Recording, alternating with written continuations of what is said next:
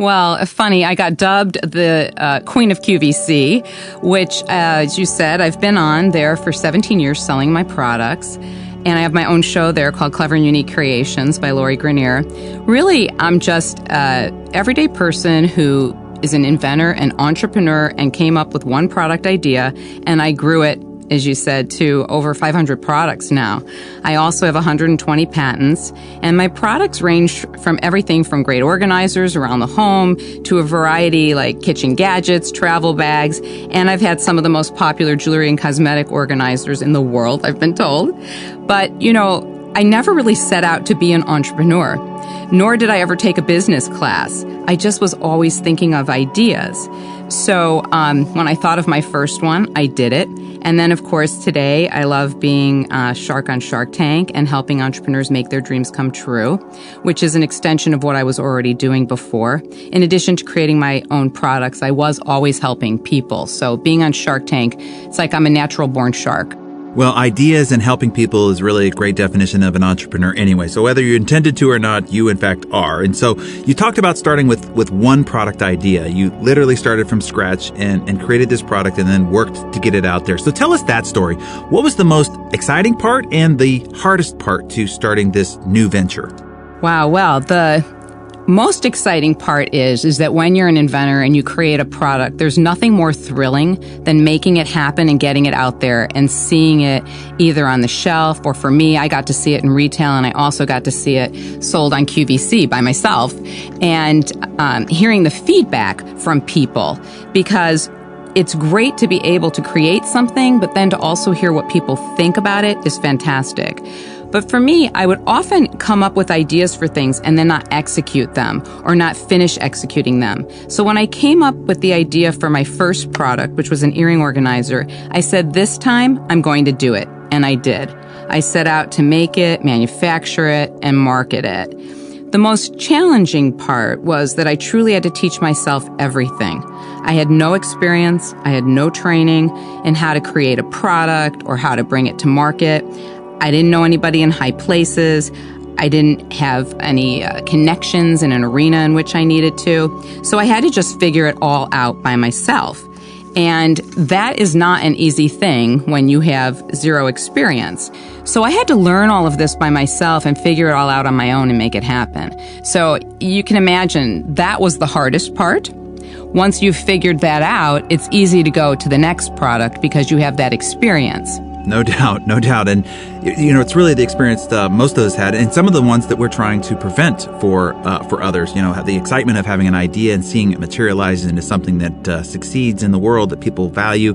And then the difficulty with no experience, no training, having no connections. And that's what we're trying to help here. So I'm glad we're sitting here together. Maybe we can pass on some of those lessons and people can skip some of the hard knock road that both you and I went down. Well, I will tell you, I wrote a book that was like my pay it forward, where I truly did it just to let people know what is the steps from concept to creation to market, etc., how you can do it yourself. Yeah. So it's called Invent It, Sell It, Bank It, and it is out there, and it was really a labor of love. And my pay it forward for other budding entrepreneurs to know how to do it.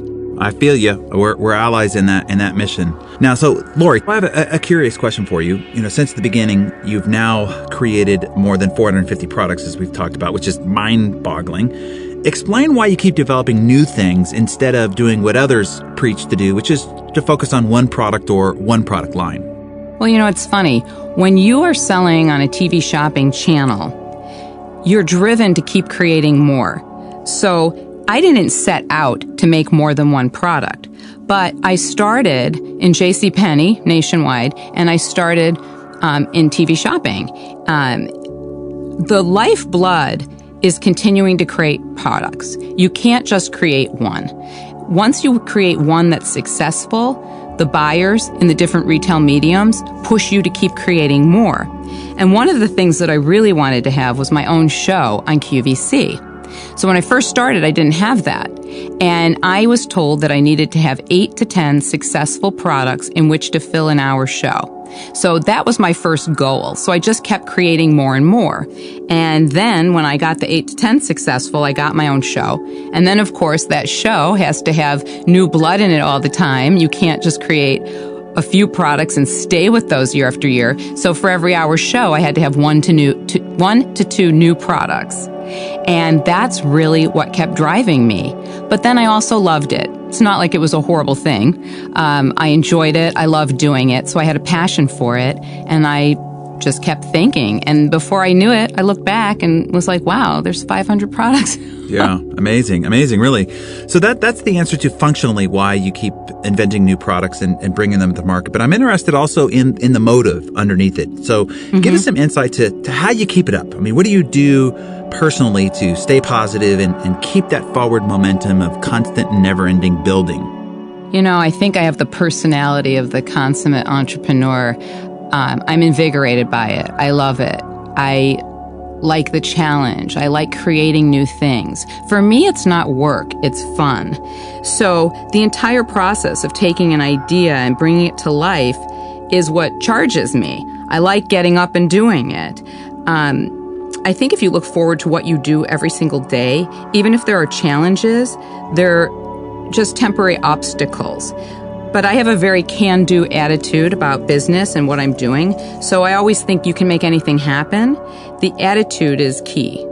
It's what drives you. It's what keeps you moving forward. So to me, when a business is your own, you're heavily invested in it, you don't mind all the hard work. You don't mind if it's a weekend or if it's an evening. It's yours. So you're excited to jump into it, and you don't mind putting in the long hours. So let's talk about when you don't have that feeling of being charged up. I mean, because we all have our down days as an entrepreneur, the ones where it's tough to get up. You can't seem to get the juices flowing and get into that zone of zeal. What do you do to kickstart yourself and drive yourself through those days that are inevitable? Well, I think I look at, I'm so busy, and I always have been. I don't typically wake up and feel down or sluggish or, how am I going to get through this day?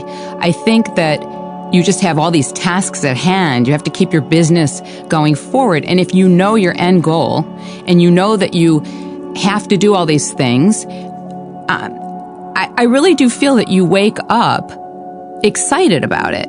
I guess if I were having a down day or there were obstacles in my way, that actually charges me up to just think I'm going to overcome it. How am I going to fix this and get rid of it and keep going? So adversity to me just makes one work even harder and drive even more. Great. So you get charged up by the challenge, which I think is great. And speaking of this attitude that you've already touched on, this can-do attitude, I heard you say once that you live by the philosophy that there's no, only how can when it comes to getting things done. So where do you get this can-do philosophy if you were to trace it back? Have you always lived and worked by this philosophy, and where do you think its origin came from for you? I actually think it's in someone's nature. I think it's my nature that I have a can-do attitude. I believe that you can make anything happen. I mean, I was always told, I think my parents believed in me, said you can do anything you want to do, but I wasn't pushed to do anything. I think that the motivation came from within myself, that I was excited to do what I was doing. And of course, if you're going to do something, you want to do it right and you want to be the best at it. You want to do a good job. So I've always been a go-getter. And I always believed that if I tried hard enough, I could make anything happen. And I do truly believe that. I believe that for anybody. There are always going to be hurdles or roadblocks, but there's also always a way. And believe me, there are many products that I have created where I was told, absolutely not, this cannot happen, we cannot make it, we cannot figure it out. And I kept pushing and saying, there has to be a way. We will. And we did. Well, as you know, Lori, entrepreneurship is just exploding. And certainly shows like Shark Tank are helping empower people to step forward and make the leap every day. So talk about what being an entrepreneur means to you, and then why you encourage other people to also join this exciting ride. Well, I personally love the freedom that being an entrepreneur brings to me. I like being the ruler of my own destiny. I like calling the shots. I like working at whatever hours I want to. That really fits my personality, and I don't mind really working hard or putting in all the effort. I don't resent, if I have to work a weekend or it comes with me on vacation. So I fit perfectly the personality of an entrepreneur. I think you need to know if it would be right for you to be your own boss, but I always knew that that's what I needed. Now, you recommend to entrepreneurs to be passionate about their idea, but not to be too in love with it. This is something I agree with you on, but I don't think most understand this distinction. So maybe you can explain this philosophy. That's a really great point, because what happens is I find the nature of most inventors and entrepreneurs is that they think their product idea is the best thing in the world and everybody's going to love it. Then there comes the reality. Sometimes it is great, but sometimes it isn't. And when you find that the market is telling you or people are telling you it's just not right, it's not working, nobody wants it, you have to know how to pivot. You have to know that sometimes you can let something go. It's not failure. I mean, if people only thought of one great idea in life and then they just stopped, where would we all be? So you've got a lot of ideas in you. It's just you can't hold on to something that isn't working. You have to know now's the time to think about other things. Maybe put this aside. I can come back to it if I want to, but think of something else. It only takes one great idea to be a success. So don't waste time on something that isn't working and is never going to work. Put your energy into something new and look to another challenge, because you can think of other things. So that's what I think is your point. They get too in love with it, that they never let something that needs to be let go. Yeah, exactly. So Lori, you are known on Shark Tank for your catchphrase, hero or zero. So explain that to us and where that catchphrase originally came from. Well, that for me is something that is like an innate instinct. I'm lucky that I can tell instantly what's going to be right, what people are going to like. I would say that's one of my strengths. A hero is something that's going to work, and a zero is something I think is not going to work. And it just came to me when I was sitting in the Shark Tank one day. Just said, I can tell instantly if it's going to be a hero or a zero. If you were to try to explain it, what is it that you're looking for? Like when somebody's presenting an idea, and you can either address this towards the idea or towards the person. What are you looking for? What's the thing when, as another entrepreneur friend of mine would describe this, when his knee starts to bounce? There's something about this where the excitement starts to generate. What is it that you're looking for where the dots connect and then all of a sudden this is a hero? Well, besides the gut instinct, I would say that there are 3 criteria that are good to go by to tell. One, is it something that people need and want? Whether it's a product or a service, is it something people need and want? Does it appeal to a broad mass audience, meaning like different ages, men, women? The broader, the better, because you have a bigger market to sell to. And can it be made at an affordable price? If you can hit those 3 things, those are very strong, good indicators that it will be successful. Doesn't have to be any more complicated than that, right? No, it's really pretty simple. Yeah. And so another aside, because people will have different answers on this. When you are looking at a deal, are you first assessing what the product or business idea is first, and then who's behind it? Or are you looking at the who first, and then if you get a really strong sense of that who, then you'll look at the idea and consider it? But what's your first gate? Well, for me, I'm a product person. So the first thing I look at is, what is it? If I think it's great and it excites me, then I'm looking at the person. And they have to be equally great, because I've learned over all these years that no matter how great a product is or a business is, if I don't like the people that come with it, it's not worth it. So I would say product first, person second, but it's a 50-50 thing. Gotta like both. Makes sense. So speaking of product, tell us about your favorite investment that you've made on Shark Tank. How did it happen and what's happened since? Well, I consider all of my entrepreneurs as part of my family. So they're all special and they're all important. It's like when people ask me this question, to me, I feel like it's like choosing your favorite child, which is really hard. I can't do that. And I have strong personal relationships with all of them. So, they might kill me. But I can tell you some of the highest successes. Scrub Daddy has hit 75 million in sales in just a few years. Amazing. Drop Stop, 15 million in sales. Corduroys, just under 15 million in sales. Reader Rest, just under 15 million in sales. And Squatty Potty, which I just did a deal with in the last 8 months of their airing on Shark Tank, 12 million in sales. Amazing. So, I have a lot of favorites. So an interesting question is this: which investment had your heart and you knew that it was going to be a success, but it ended up not being so? And why? And what lessons did you draw from it? I wish I could tell you something juicy, but really the truth of it is that fortunately most of them have been very successful. That probably goes back to that gut instinct of hero or zero. I can't really think of one that I had my heart set on succeeding and it didn't. But the few that didn't work out, they didn't work out for the same reasons, which was either the entrepreneur wouldn't listen to the advice that was given, or the product couldn't be made at a reasonable price.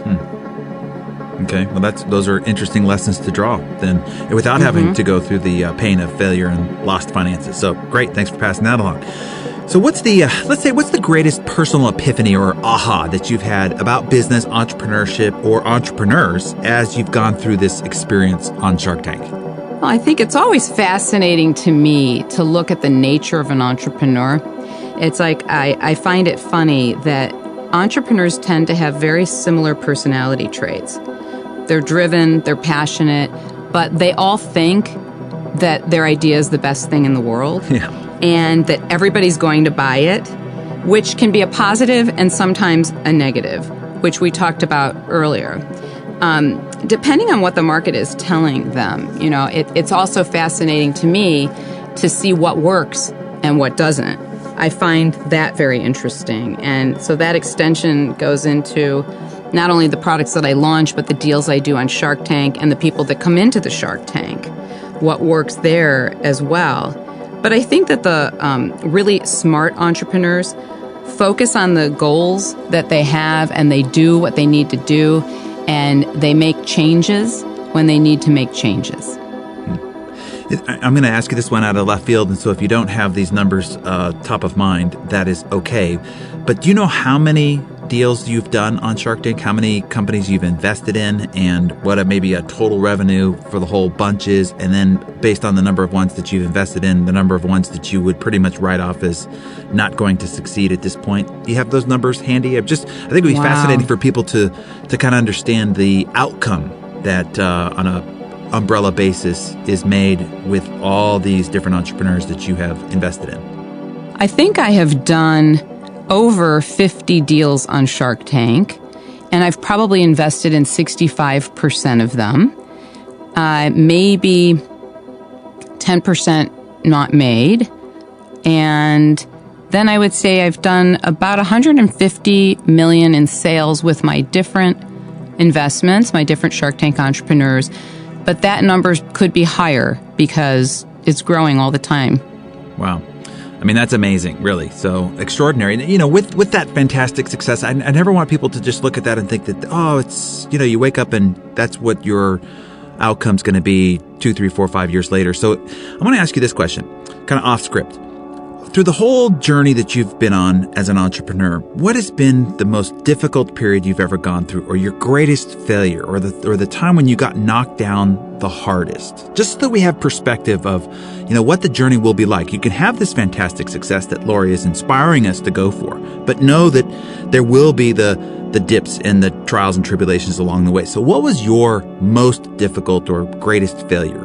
Well, I think that there are things that come up in my industry that are commonplace to happen, that happened to me as well. I mean, probably the first disappointing things are if you don't get in somewhere. You have your heart set on selling to a certain company and you just can't get in. They won't let you in. There are, in my industry, all sorts of knockoff products. If you have a great idea, there are people sitting out there waiting, watching to copy it all the time. And if you don't have a patent and you don't have protection, there's nothing you can do about it. And really, it's devastating. It's happened to me. It's happened to my entrepreneurs. And you have worked so hard for something and you have put literally hundreds, thousands of hours sometimes into something, and then somebody copies it. And they might be bigger and better at the time, and so they can crush you.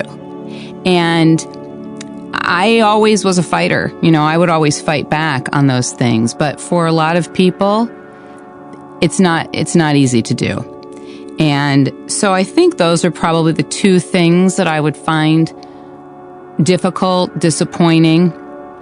But then again, too, you've got to let it go. You've got to do what you need to do to try to challenge it, but also keep moving forward. Don't let it paralyze you. Yeah, great advice, and thank you for that perspective. So I want to do just some rapid-fire questions here as we start to wind this up. So the first thing that's come to your mind doesn't have to be the right answer, just whatever happens to show up for you. First one is this. What is your superpower? Tony Hsieh from Zappos said, everybody has a superpower, that one super strength that separates you from most other people and is probably responsible for most of your unusual success. So for you, what do you think it is? I think it's a couple of things. I think that I have an unbelievable drive. Nothing stops me. I have a ton of energy and I'm super driven.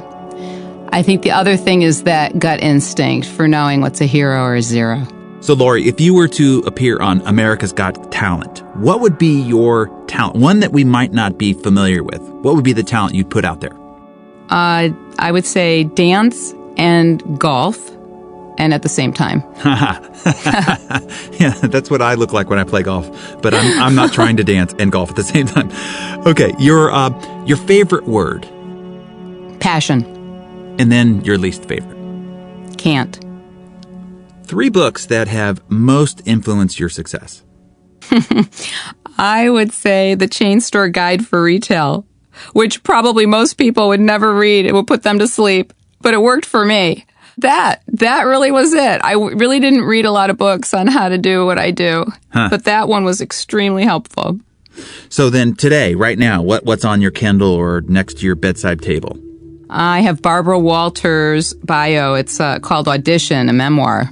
Yeah, it's fantastic. Fascinating. Yeah, it is. It is. It's fascinating. I've read it. So, Lori, how would you define success for you?